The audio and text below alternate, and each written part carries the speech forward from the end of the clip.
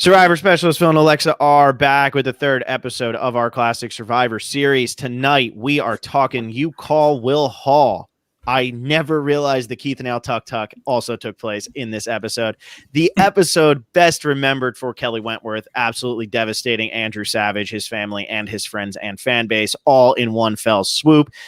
We are joined tonight by Adam Jumba. Most of you will recognize him as the producer of the Top 100 from the Russell Hantz Show. And Gideon, a Survivor superfan, and Adam and Gideon are kind of doing a joint venture here, which is why they're coming on together. We're going to talk all about this episode, and they're going to give you a little preview of what they have coming up in the future. But an exciting episode, one of the classics, one I have not watched. Don't tell Kelly Wentworth. I have not watched since it aired on my screen. Alexa, what was it like for you to rewatch this thing? Well, did you watch in preparation, or are we going off like full memory? You also just I watched it today. No, I watched it today, but that was the first time I've watched it since it was. Oh, my bad. Yeah, that was the first time I've watched it since it aired, though. I mean, obviously, I've seen Wentworth Will Not Count about 1 billion times, but that's really it. Yeah, this was awesome to see. I mean, I've been a huge Kelly Wentworth fan, and then she came on the podcast, which was also extremely awesome.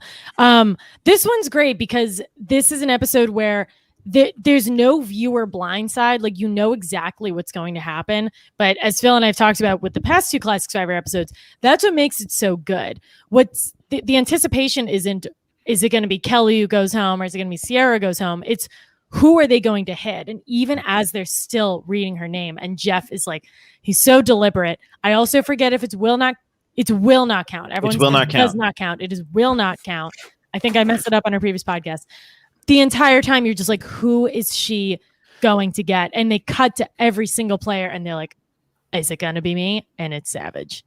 And then he gets the finger, and then he gives the finger, which makes it so much better. I love Andrew Savage so much. I know so many. I actually, so if you're a $20 patron of us, daily content, you've been getting it for the entire month of February. And I actually did a defense of Andrew Savage today because I am so tired of the hate. But moving on here to Adam. Adam, I'm pointing the wrong way. Adam, I'm going to you first because people recognize you more than Gideon, although I think everybody in the chat is talking about Gideon.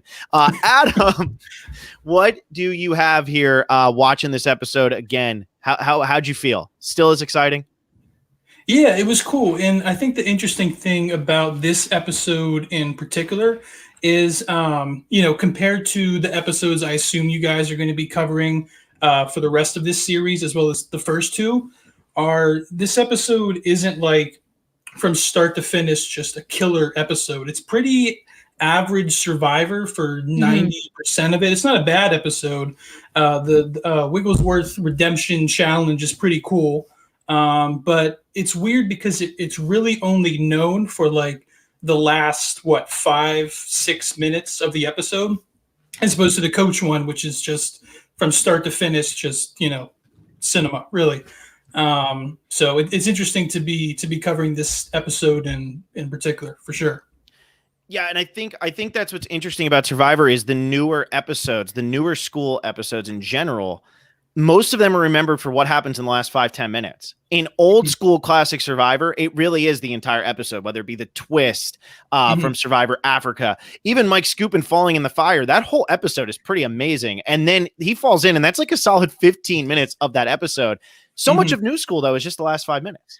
And there's no, once Joe can't get everyone to vote Fishback, there's kind of no further strategizing. Like, even just that time between the immunity challenge and tribal council, it's not that long. And the reward challenge is great because of the Tuck Tuck, but otherwise it's a new school Survivor episode. All right, Gideon, speaking of new school, make your profound entrance here. A lot of pressure.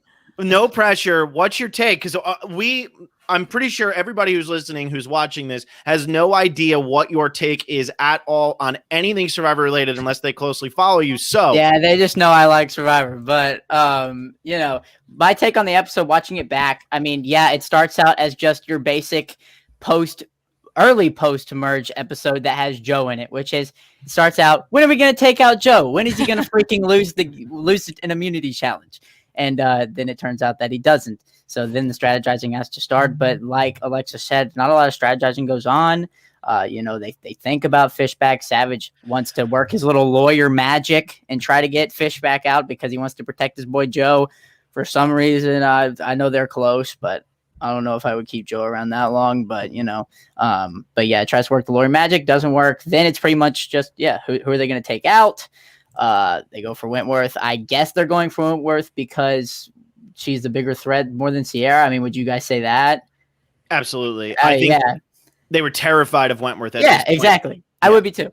and it proved to be right. They should have been scared. So, but and we all knew, obviously, we all knew she had the idol, but they were pretty blindsided by that. And they might have should have split. I don't know. Me and Adam talked about that in preparation for this, but they didn't even think about it. They didn't even discuss it. Yeah. So here's my question. So like I said, first time I've watched this since 2015, 2016, whatever, before Michelle Fitzgerald stole my heart and ran away with it. This was before that. And that was the last time I watched this episode. When I'm watching this and there's 12 people left in the game and it's 9 versus 3, they could have done a 3-way split. They could have put 3 on Sierra, 3 on Wentworth, 3 on Abby Maria, and then the 3 would have came in on whoever it was, and they still would have had their pick of the litter. What in the world goes on? The girls wouldn't have even voted again. And does it just come down to the fact, we always hear that maybe this happens really close to tribal, but does it come down to the fact that the main people organizing this were old school players? Savage and Fishback, who is an old school player, despite the fact that he plays in season 18. At the time, he might not have been considered old school, but a lot of pre-heroes versus villains going on here. Kelly Wigglesworth. Does that just make people say, oh, well, we don't want to split? It literally makes no sense that they don't split the votes here. And they also, like, to even further that, Sierra at Tribal Council is like, do anything. Like, and that's the new school mindset of, I don't really care what you do, but just try, like, pretend to care. So she's even feeling it too. Yeah, I think part of it too was, obviously this being a second chance season, everyone on the season, or at least most of the people on the season, had like fallen, short in sometimes tragic fashion. And I think for a majority of this game, a lot of the players, if not all of them, were playing a very conservative game because I think a lot of them realized this was probably going to be their last chance on the show. I think that the core of the 9-person alliance being Savage, Jeremy, Taj, and I know when they were at Tribal, it was kind of up in there who the 4th person was. But I think, how hard it is to keep like a 5 or 6-person alliance together. So, they had a 9-person alliance coming into this episode. I think there was a lot of fear that people would start to realize, hey, I'm at the bottom, or I'm second to last, or I'm clearly not in the top 4, no matter how much they preached of, it being equally 9, which obviously is super, impossible. I think there was fear that the 3, Kelly, Sierra, and Abby would have been able to maybe pull away 1 or 2 people secretly. And I think they thought splitting the votes, maybe could, not be able to outwin that. But, I still don't agree with the move. I think they should have split.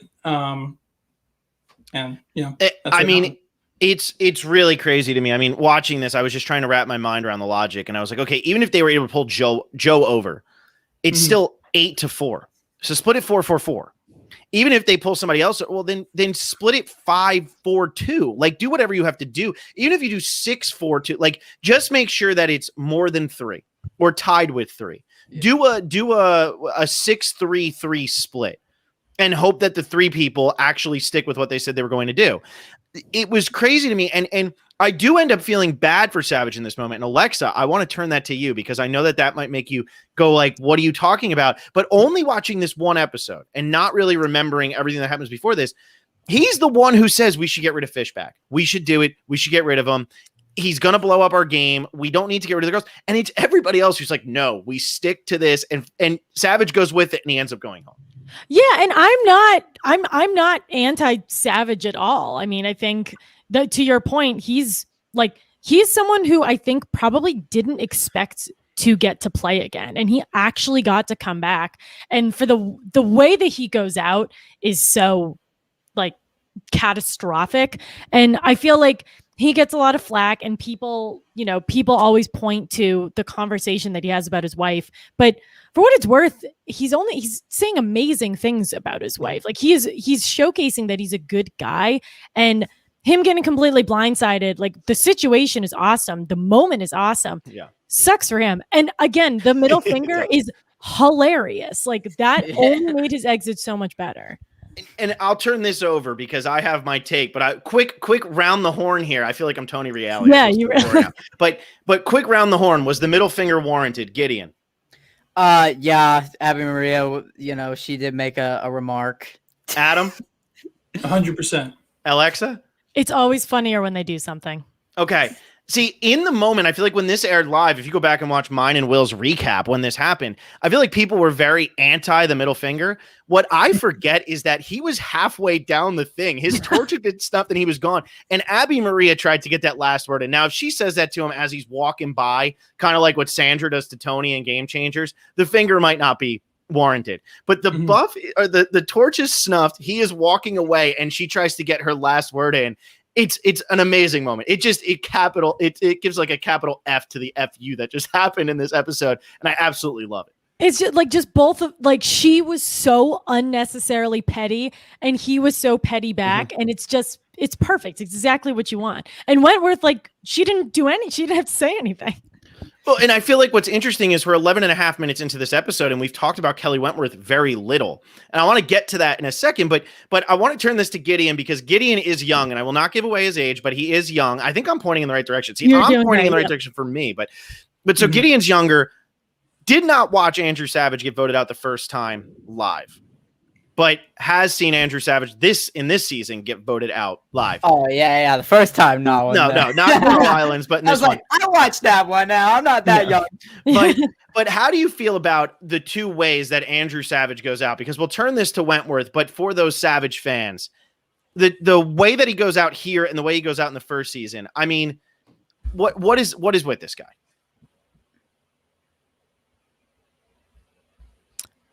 I think we're on a bit of a lag. Oh, is that what happened? Lag? Did I just lag? I just lagged. He just lagged. All right. All I'm wondering is with Andrew Savage, you didn't see his first time going out. Nah. Which way? Where did he get screwed worse? In the first time or in this time? And where do you feel worse for this guy? Dude, the second time I feel awful. Mm-hmm. Oh, because I mean, realistically, they could have gone either which way. Why they went Savage, you can speculate about it, But I mean, he went out. He got out because of a very unfortunate idol play that he could have prevented if he splitted. If we're going back to it, but yeah, and then he gets kicked while he's down. Abby Maria makes the remark, so that just adds insult to the injury. As soon as it happens, we want to talk about Wentworth. Wentworth's going, yeah, I stay loyal to who I'm loyal to. So that can't feel right. The second time is way worse. The first time, his tribe was terrible, but the second time, it's just a terrible idol play. At least he made the jury. He said he wanted to do that. So. And that's exactly what Abby Maria said. He sure did. Yeah, and I'd agree. I think the second time is worse. And to add on to that, in Pearl Islands, I definitely think at the time when he got voted out, he was a favorite. But at the time when he got voted out in Pearl Islands, Fair Play hadn't really burned that many bridges at that point. And the Rupert, could have maybe gotten some votes at the end. Sandra obviously ended up winning, like Burton and Lil with the comeback story. Like there was a lot of people that could have won Pearl Islands.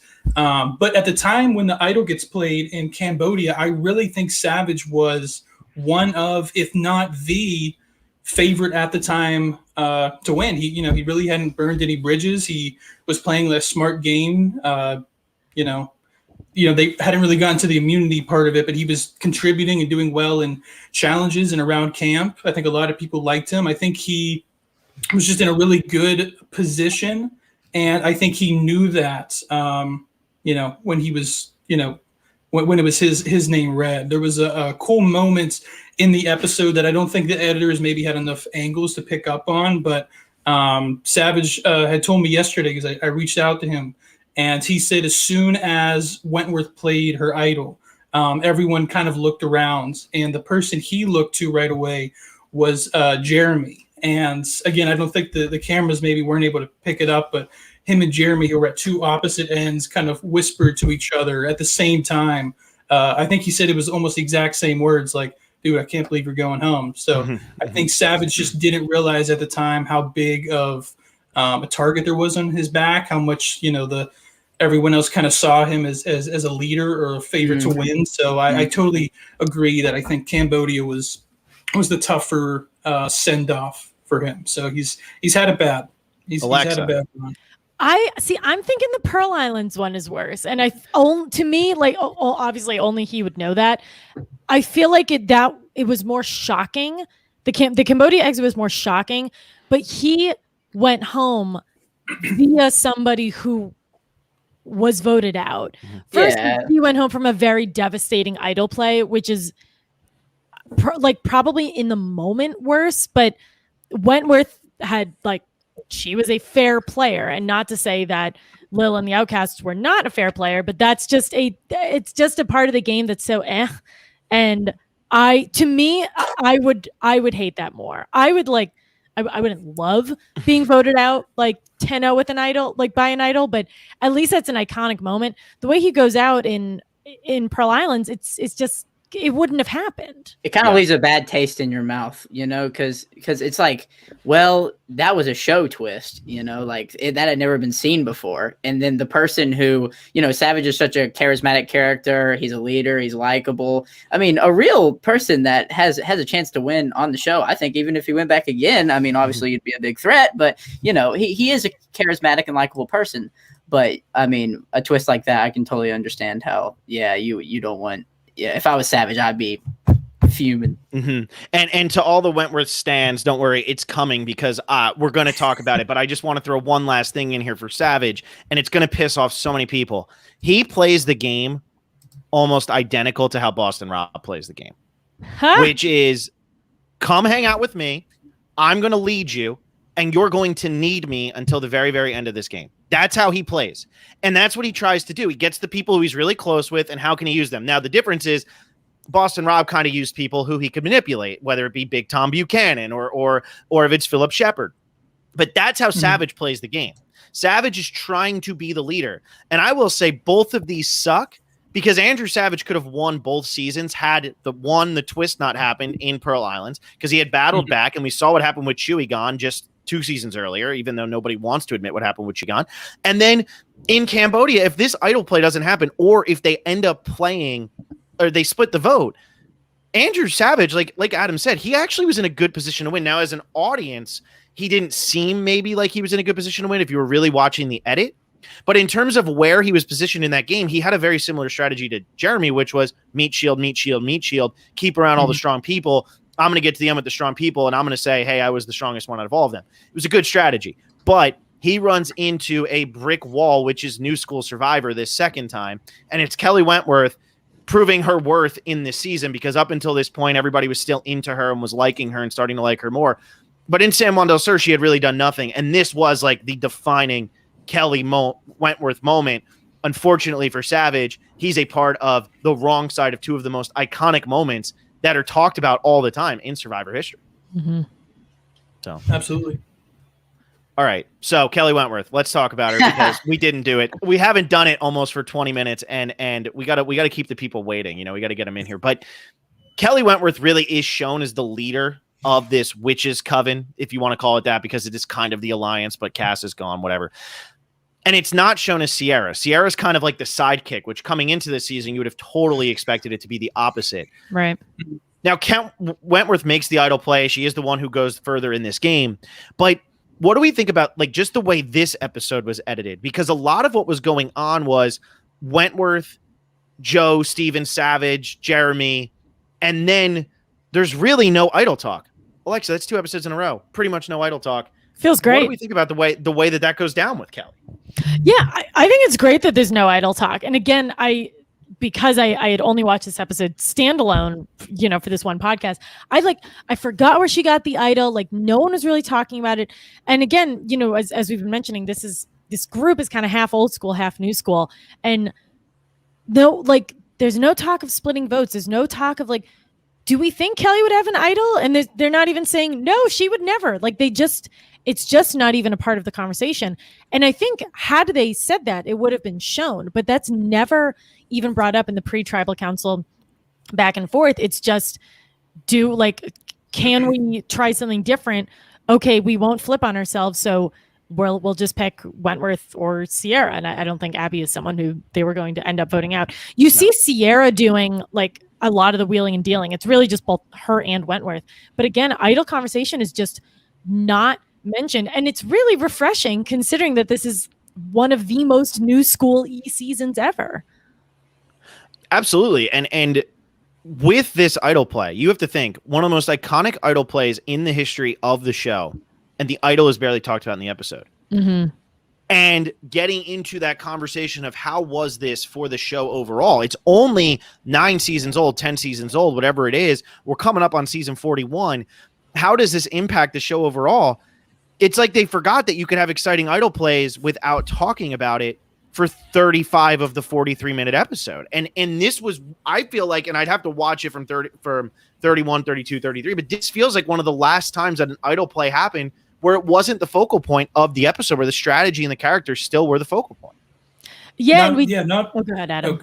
I was going to say, not only is it not the focal point, I one of the things when I was rewatching it yesterday was I was trying to find any sort of foreshadowing that the editors left us. And the only thing I could find was this brief moment where Sierra says, one of the witches are going home unless a miracle happens. Other than that one line, I don't think anyone could have predicted coming in to this episode that was going to happen. So. Mm-mm. Gideon, what do you think about that?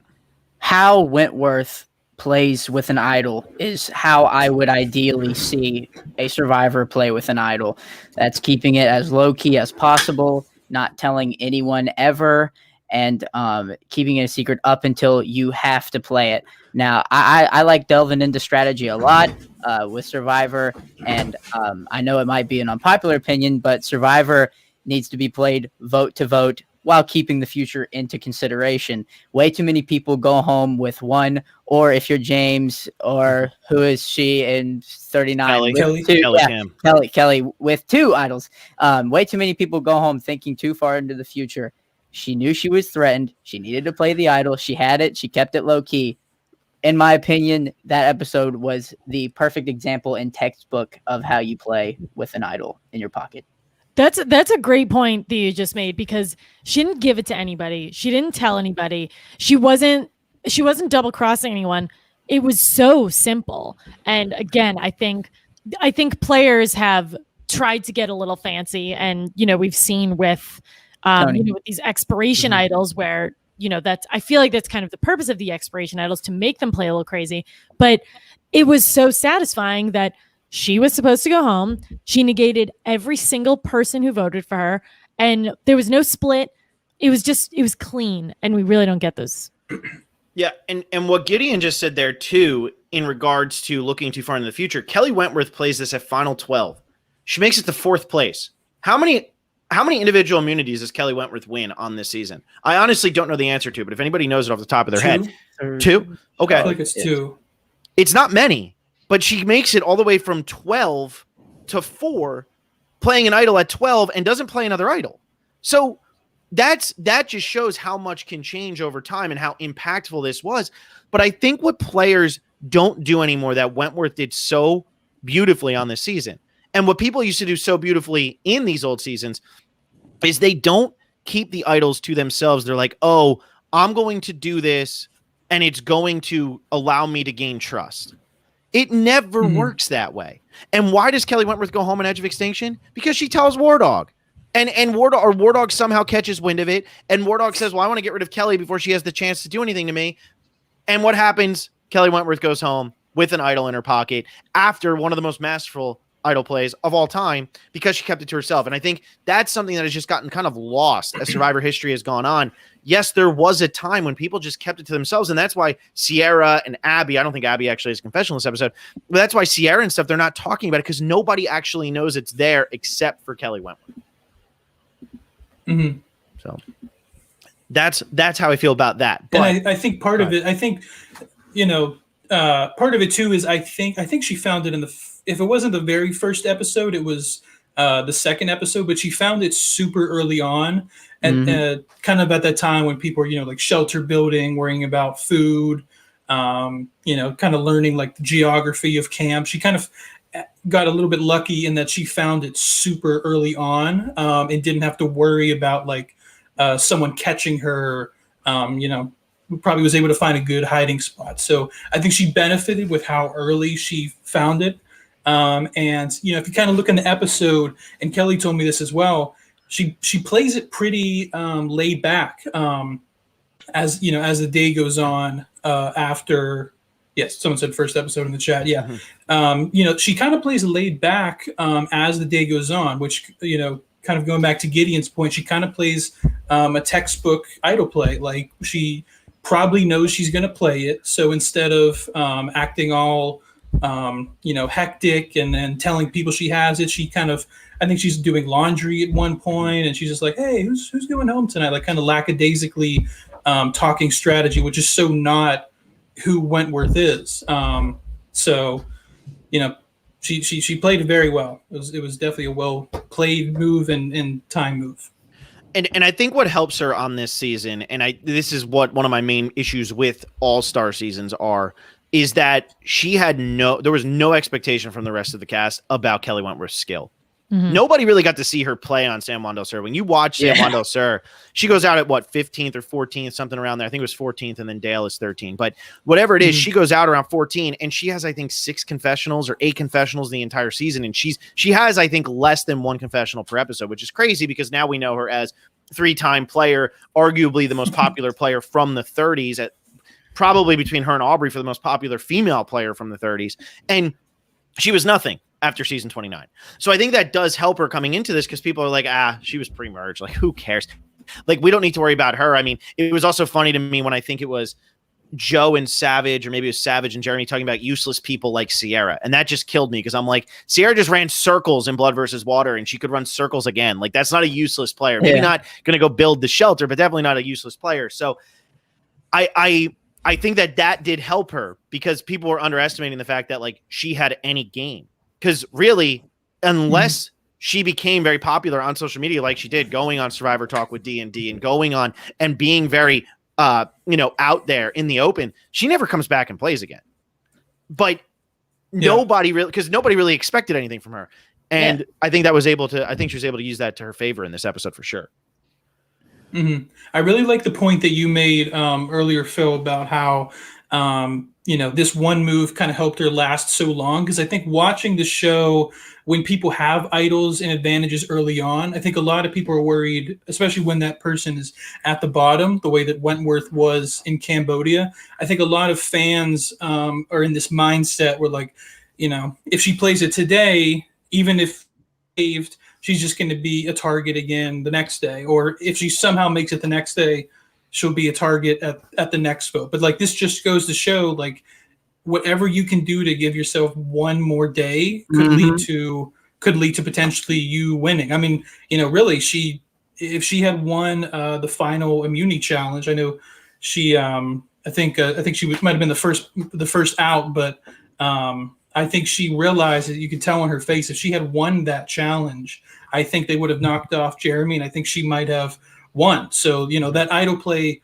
could have been the catalyst to, what could have been one of, if not the single greatest comeback victories. For her to be that low on the totem pole at the merge to being one challenge away from victory is and it all started with that idol play. So it had huge implications for the rest of the season and future seasons. And also, what this idol play ends up doing is what Sierra had been so desperately begging for, which is for that huge alliance to break up and to start beating each other up. And that happens with Fishback, that happens with Joe. And I feel like that is sort of the exception to the rule, because as you said, like, when there's that big idol play, you see what happens with Ben. Like, Ben becomes target number 1. Nobody else matters. He keeps getting and playing idols. You see that with Rick Devens. He becomes target number 1, just keeps getting idols. When in this situation, And I think, Adam, like you said, this was a group of people who had all like tragically lost before. Now they're ready to play, and they're ready to try something different. So I think that was the catalyst that they needed. Yeah. I love that, because I think, like, what was it? Sierra gets 9th on this season, right? So it is 2 boots after this one.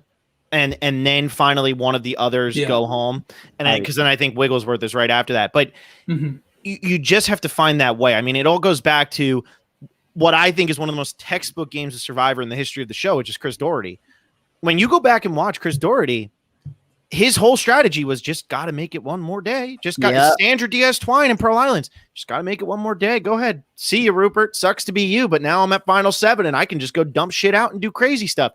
It really does work like that. And in the new school seasons, I think people get too hung up. Like when War Dog does vote out Wentworth in Edge of Extinction, it's a short-term move that's not looking to long-term. Yes, I'm going to get rid of Kelly Wentworth. I want to get her out because, she's got to go before the end. But you do that, and then it's like, okay, but now you're next. Like, it's so obvious that you're next. And I think that people kind of miss that and don't understand, like, if you have a buffer, keep the buffer. But if you don't, if Wentworth was coming for War Dog and War Dog makes that move, go for her.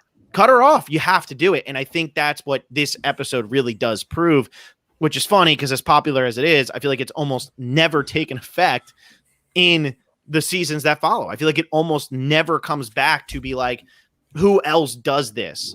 Where they're like, oh, I'll play it one time and then it's able to really change the shape of the game.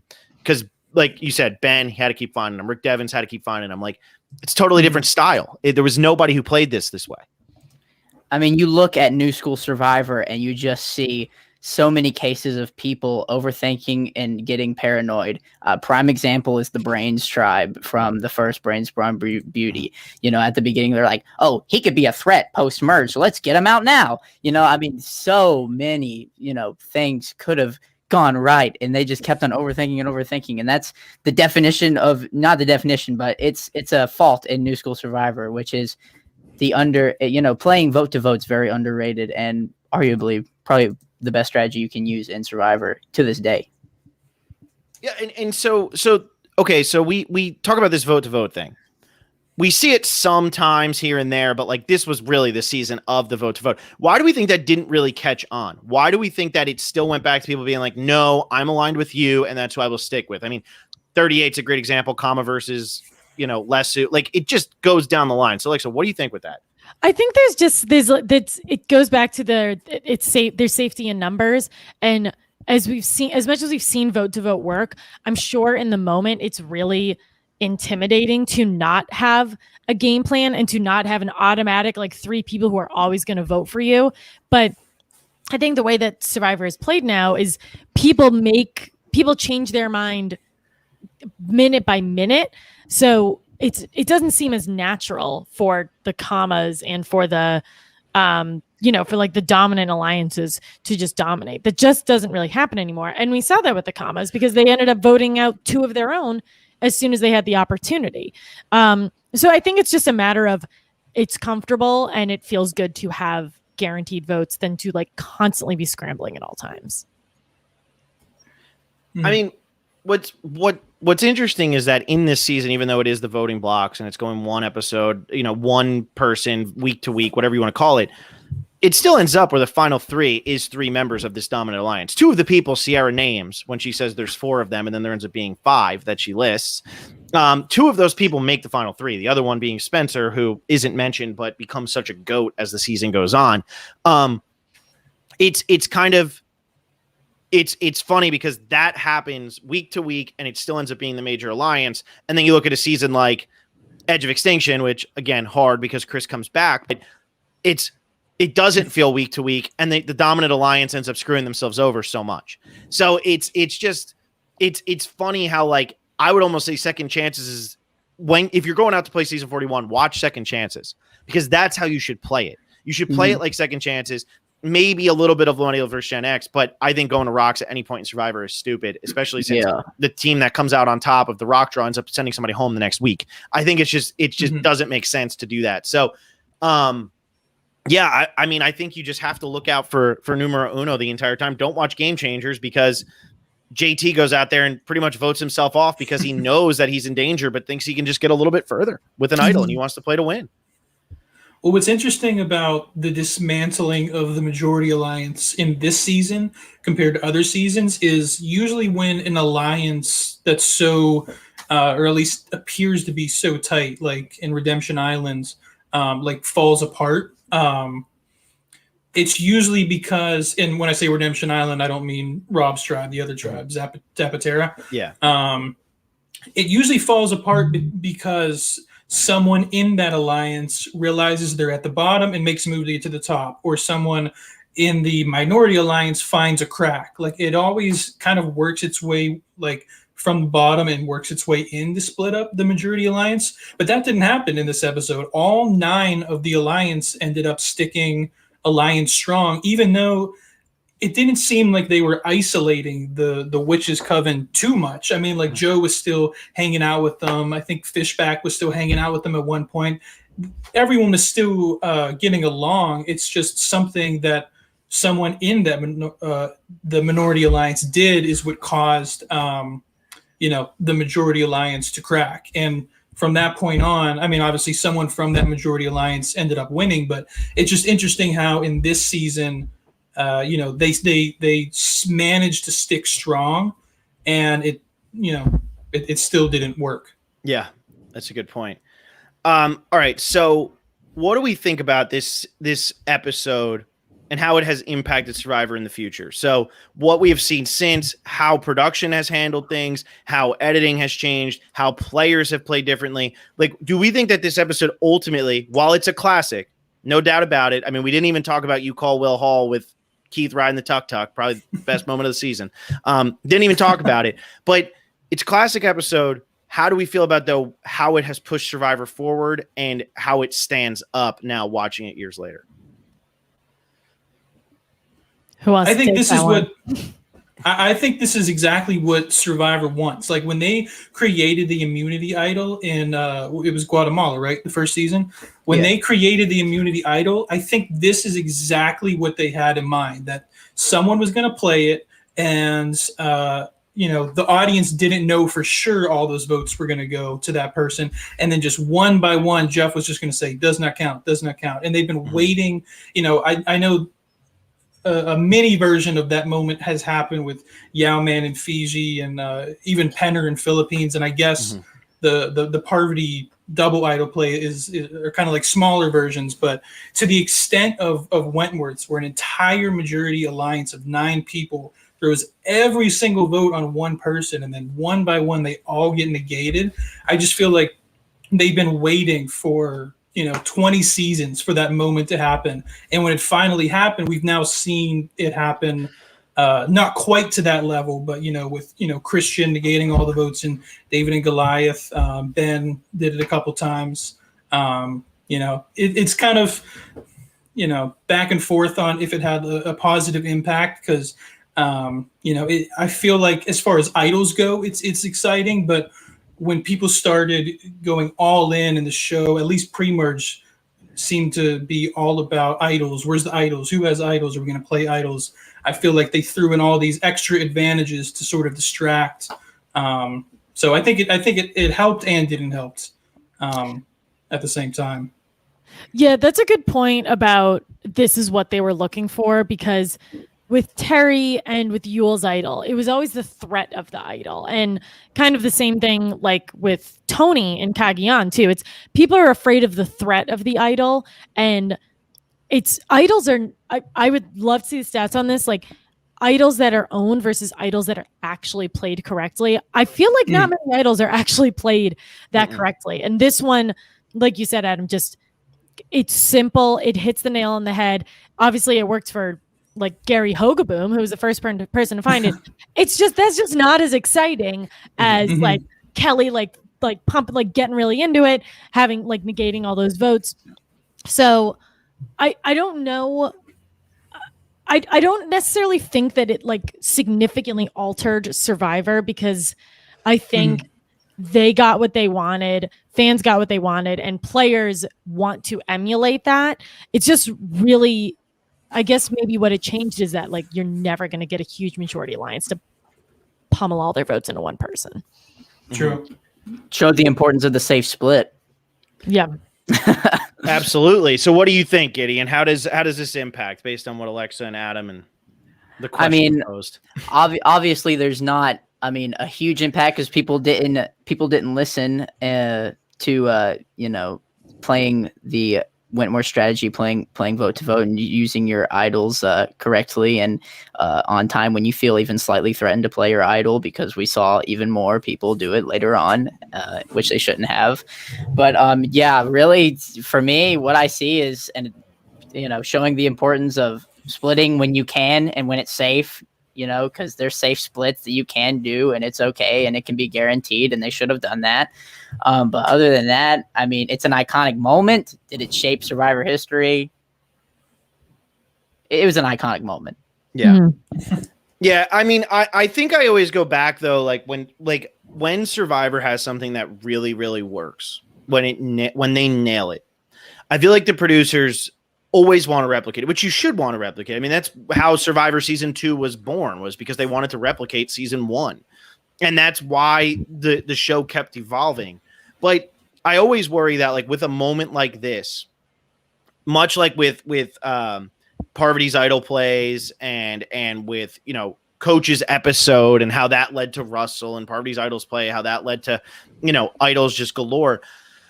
I do worry that a lot of times this brings up the fact that that's why there's 3 tribes that all have 3, like 1 idol on each. So there's 3 idols that are in play at all times. When an idol gets played, another one comes in, there's an extra vote. There's this, because they're trying to find a way to replicate this.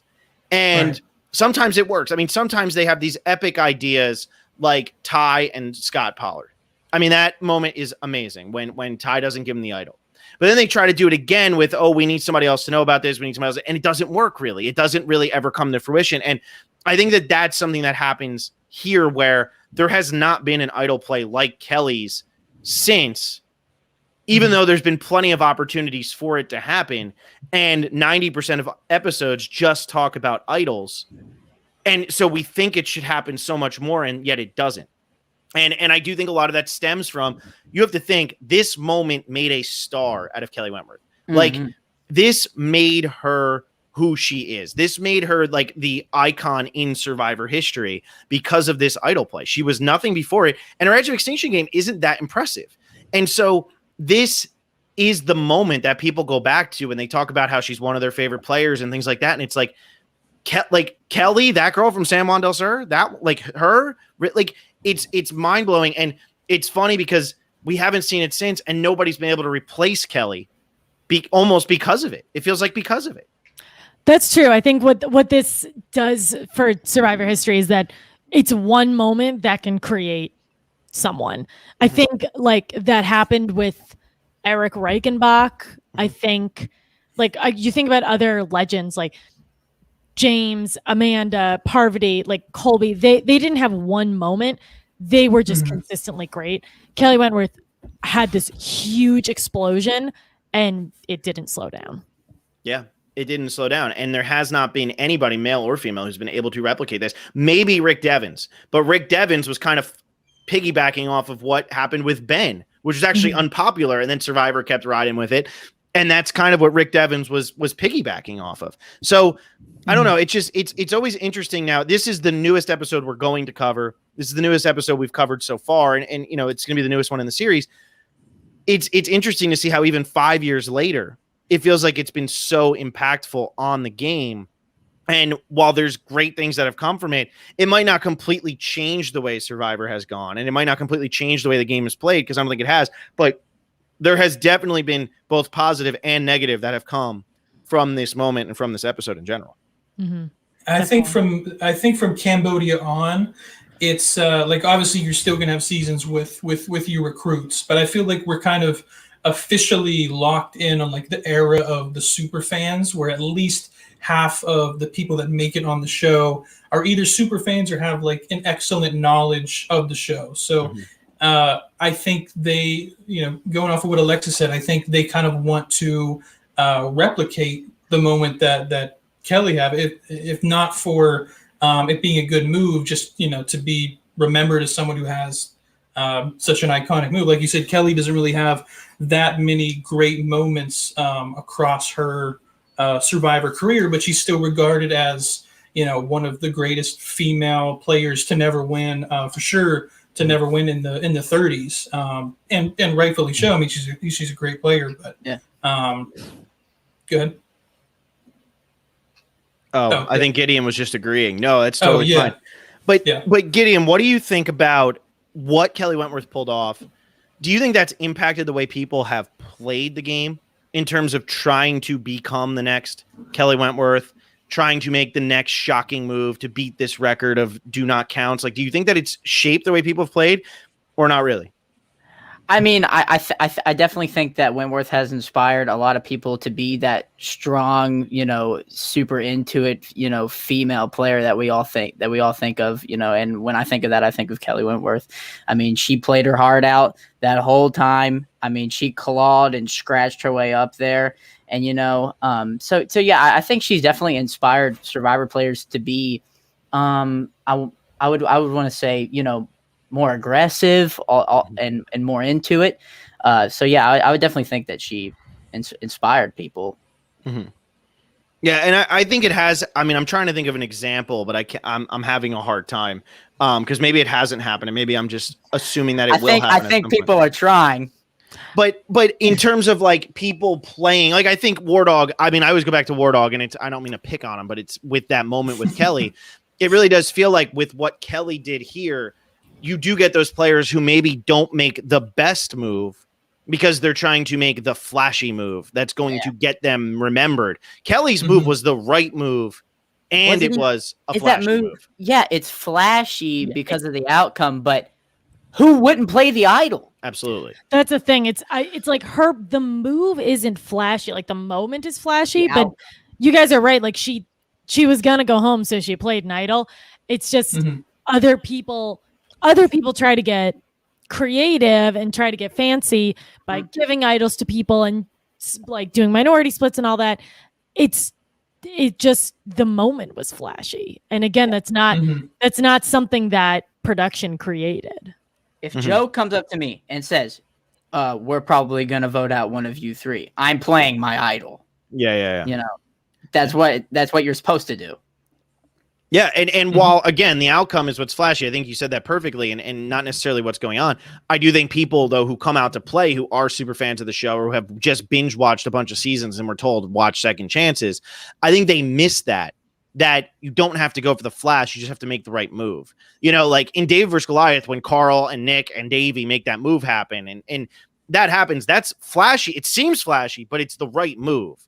I think so many times now we do see the wrong move that is like, I'm going to come back and play again, aren't I? And like, here it comes. And I think Kelly Wentworth, Malcolm does it in Caramoan to an extent, but I also think Malcolm was just so irritated with Philip that he was like, get the hell away from me. But I really do think that this Kelly Wentworth one, because it's such a popular season, she's such a popular player, I do think that has a big impact on maybe the way people think about it going in, where it's like, what's going to be my Wentworth type move that's going to ultimately get Jeff to talk about me as a great player and get me back on the show. Definitely. Yeah. One thing that kind of started, I think around like the mid-20s, was this talk of building your resume for the ends. And, people have been saying resume for a long time, 5 or 6 seasons before Cambodia, but we hadn't really seen a move of this caliber prior to that. So I think everyone, realized the idea of building a resume was a smart thing to do. We just hadn't seen what a truly like top of the resume move of the season type thing is. And I think that's exactly what I don't think Kelly, like I don't think she would have had to win any immunities. I mean, she obviously won 2. I know one of them was a male win 1, female win 1. So it was, her odds were better for that. But, she really didn't make that many resume type moves after this idol play. And yet, if she had made it to the end, I still think it would have been enough. As long as it wasn't against Jeremy. And I do think that there's something to be said for that, because Jeremy doesn't make any massive moves on this season, and Kelly has the most massive one, and yet Jeremy probably still beats Kelly if they get to the end. And I do wonder if, like, had Kelly gotten to the end and Jeremy had won, would people be a little bit more deterred from making these massive moves, because Kelly just made the biggest one you could possibly make. Literally still has the record. Probably will hold that record forever, because now it votes. How, like, if she would have sat down next to Jeremy, I think that would have convinced people, like, hey, maybe we should chill a little bit with this. Do you think, though, if she had won the challenge, I feel like her vote would have gone for Jeremy's? Well, I'm saying if she sits at the final 3 with Jeremy, I think Jeremy beats her. But I do think, like, if she sits next to Spencer and Tasha, she probably wins. Yeah. Agreed. So if she wins that challenge, you know, she's probably hailed as, you know, one of the greatest female survivors of all time. Yeah, that's true. At that point, move wasn't recent. I mean, the move happens because Cass was the merge boot, and then it happened right after. It wasn't like this big move was, you know, happened a couple of days ago, or it was that fresh in these guys' minds. It happens like 8. If she would have made it to the end, that move would have happened 8 votes ago, and it still was big enough, I think, to get her the win. Like you said, unless maybe she was sitting next to Jeremy. So it just goes to show how, you know, they're out there for, 39 days, and just one little move can completely make or break a player's, entire career, how a season is played out. I mean, and I don't know if Jeremy could have won if that move had played, because maybe Savage would have found a way to get him out later on. So, I think this one move, and now, Jeremy's regarded as one of the greatest ever because of that win. So it's just goes to show how much one move can completely alter our perceptions of entire seasons and of entire players' careers. I think that is the best way to sum up Andrew Savage's career in a sentence, is one thing, one move, how that can just alter everything. Boston Rob comes back because Andrew Savage goes home because of the Outcast thing, and the rest is history. It's really crazy. But all that being said, we've pretty much covered, I think, everything except for the Tuck Tuck, which, I keep mentioning as often as I can because I love the Tuck Tuck. I'm a big. It's got to come up. It's a huge part of Survivor history. I also love, like, Keith and Al just being amazing at this challenge because he's so good at the backyard stuff and going toe to toe with freaking Joey Amazing. Like, it's so fun. Keith and Al is just one of the classic players without a doubt. So just throw that in there as much as possible. But Adam, Gideon, we had you on with purpose. Adam, Gideon, what do you guys have coming up that you're going to be pitching here to the people watching? Yeah, absolutely. And thanks so much for having us on. It was real fun. I think this thing you guys are doing here is super interesting. I'm excited for, the upcoming episodes. I'm assuming Zane's boot from Philippines is coming up pretty soon, but right around the corner. Yeah. 6 weeks in a row. So Gideon and I are launching our own Survivor-themed podcast. Hopefully in the next week or two before the end of February. We got some cool interviews lined up in the next couple weeks with some past contestants. So please check it out. Gideon, do you want to add anything more to that? Yeah, I'm really looking forward to doing this thing, getting into the whole Survivor podcasting arena. It's very interesting, and it's going to be a lot of fun. Looking forward to talking to the contestants and the whole entire network that we've been setting up. And our name is the Survivor Buffs. I love it. I love the Survivor Buffs. Love it. And that's a good one for the Movie Buff Specialist, which will be live at 8:30. John and I talking movies. So come on over at 8:30 to that as well. But yeah, and Adam and Gideon may be making an appearance maybe like once a month or so, right, Adam? I think that might be making an appearance on Survivor Specialist. So that also is taking place. So good things coming with Survivor around the corner. Plenty of content going to be coming the fans' way. Alexa, where are we? I love this. I feel like I'm Jeff. Look at where we're going next season. Alexa, where are we going next week? Okay. My Alexa just got triggered and I wasn't sure if that was connecting to my microphone or not. But next week, so right before this, Robert, he is back. He and I recapped. His name's Intern. Sorry. There you go. Thank you. Something caught in my throat.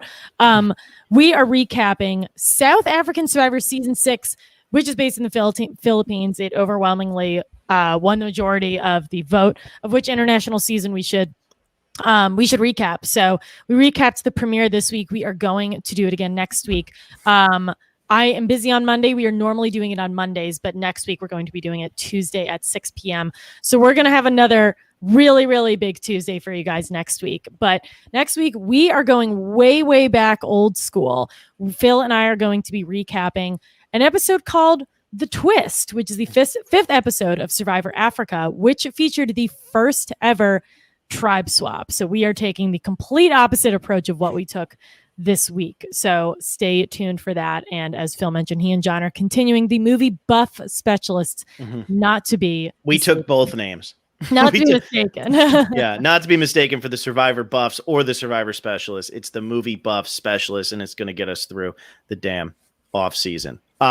Also, become a patron. That's the big one. Become a patron. $10 patrons are getting weekly content, and you get a retrospective and a Q&A. $20 patrons are getting daily content and all that other stuff. So make sure to become a patron. Even if you only are a $1 patron, you get to come in, be a part of the Facebook group, and have conversations about it all anyway. So it's been a fun time. It's been getting a lot of crazy Survivor fans through this miserably, miserably long year and a half that we are working with right now. So we're almost there.